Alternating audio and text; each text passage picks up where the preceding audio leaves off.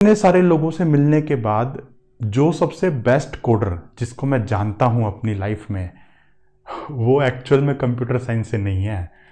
मैं खुद 20-30 हज़ार का लैपटॉप खरीद के कोडिंग स्टार्ट कर सकते हो।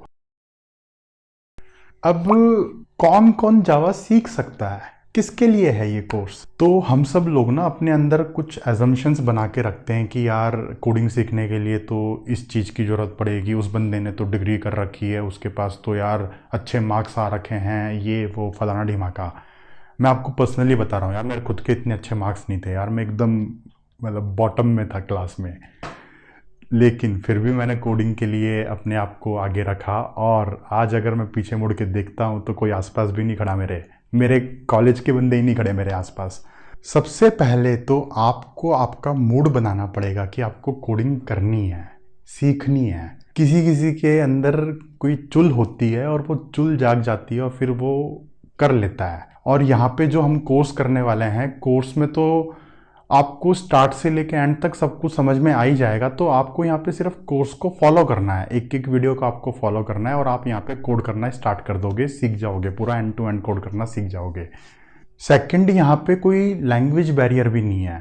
मैं आपसे यहाँ पे हिंदी में बात कर रहा हूँ, अगर आपको हिंदी के अलावा कुछ भी नहीं आता ना, तो भी आप कोड करना स्टार्ट कर सकते हो। आपको इंग्लिश नहीं आती, कोई दिक्कत नहीं है। यहाँ पे कुछ देर पहले मैंने आपको कुछ कोड करके दिखाया था। अब आप सोच रहे होगे कि यार ये कोड तो इसने इंग्लिश में लिखा है, लेकिन यहाँ पे इंग्लिश कहाँ दिख रही है आपको? मैं कौन सा ग्रामर लगा रहा हूँ यहाँ पे या कुछ लगा रहा हूँ? मैंने तो यहाँ पे 2-4 कीवर्ड्स को अलग अलग स्टाइल में अरेंज कर रखा है और दैट्स इट। अब आप सोचोगे कि यार कीवर्ड्स भी तो बहुत सारे हो सकते हैं, ऑक्सफोर्ड डिक्शनरी में पता नहीं कितने सारे वर्ड है। तो यार यहाँ पे हमें कोई कोडिंग की वोकैबुलरी नहीं बनानी है हमें यहाँ पे। मतलब इस तरीके के सिर्फ 40-50 कीवर्ड ही हैं पूरी जावा लैंग्वेज में। पूरी की पूरी जावा लैंग्वेज में सिर्फ 40-50 कीवर्ड है और उसको आपस में अरेंज करना होता है, दैट्स इट। फिर अगर मैं आगे बढ़ता हूँ तो लोगों को लगता है कि यार डिग्री की नीड है, टेक्निकल डिग्री चाहिए। तो ऐसा नहीं है, आपको कोई टेक्निकल डिग्री की नीड नहीं है। अगर आपके पास नॉन टेक्निकल डिग्री है तो भी आप कोडिंग करना स्टार्ट कर सकते हो। मैं आपको एग्जांपल देता हूँ। मैंने अपने लाइफ में बहुत सारे लोगों का इंटरव्यू लिया है और बहुत सारे लोगों को सेलेक्ट किया है कंपनी में। लोग डिप्लोमा करके आते थे, बिना टेक्निकल डिग्री के आते थे। तो यहाँ पे आपको कोई एक फिक्स्ड टेक्निकल डिग्री की भी ज़रूरत नहीं है। मेरी लाइफ में मैं बहुत सारे लोगों से मिलता हूँ, कोडर्स से मिलता हूँ, टॉप कोडर पे भी मैं काम करता था, ऑल ओवर द वर्ल्ड मैंने ट्रैवल किया है। तो इतने सारे लोगों से मिलने के बाद जो सबसे बेस्ट कोडर जिसको मैं जानता हूँ अपनी लाइफ में, वो एक्चुअल में कंप्यूटर साइंस से नहीं है। मैं खुद पर्सनली कंप्यूटर साइंस डिग्री कर रखा हूँ, बट वो बंदा मैकेनिकल से है और मैकेनिकल इंजीनियरिंग करने के बाद वो डायरेक्टली कोडिंग में आ गया।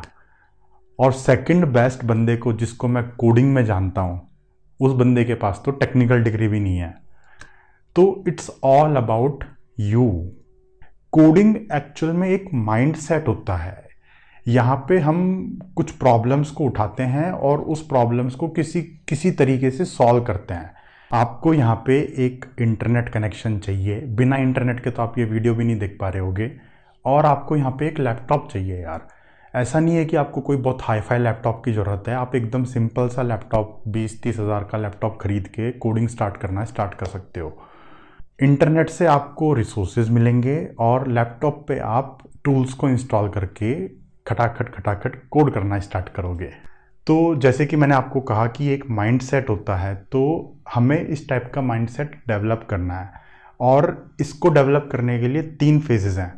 सबसे पहले तो हम लैंग्वेज के फंडामेंटल को समझेंगे, बेसिक्स को समझेंगे बिल्कुल, कि यार अगर हम बिल्कुल ज़ीरो पे खड़े हैं तो हम ये क्वाड्रेटिक इक्वेशन लिखने का कोड कैसे कर सकते हैं। फिर उसके बाद आते हैं हम सेकंड फेज़ में। सेकंड फेज़ में हम जो हमने फर्स्ट फेज़ में हमने जो भी सीखा है उसको थोड़ा एक्सपेंड करते हैं और हम लैंग्वेज के फीचर्स को समझते हैं। इसको समझना है। बहुत सारी चीज़ें ऐसी होती हैं जिसका हमें कोड लिखने की कोई ज़रूरत नहीं है। ऑलरेडी उन सब चीज़ों का कोड लिखा होता है, हमें बस उस कोड को यूज़ करना होता है। जैसे कि जो अभी आप वीडियो देख रहे हो, ये वीडियो को स्ट्रीम करने का भी कोड हमें लिखने की ज़रूरत नहीं है। इसके लिए भी ऑलरेडी पहले से ही कोई कोड लिखा हुआ है, हमें बस उस कोड को अपनी एप्लीकेशन में यूज़ करना होता है। और फिर उसके बाद आता है एक्चुअल में हमने जो 2 फेजेस में सीख लिया, अब हम उसको एक्सपेंड करते हैं और उस पर बिल्ड करते हैं और हम थर्ड फेज में जाते हैं। तो जब हम थर्ड फेज में जाते हैं तो हम क्वाड्रेटिक इक्वेशन से जोमेटो के सफ़र तक पहुंचते हैं कि यार कैसे इफ एल्स को निकाल के हम जोमेटो में जो खाना डिलीवर होता है उस टाइप की एप्लीकेशंस को डेवलप कर सकते हैं। तो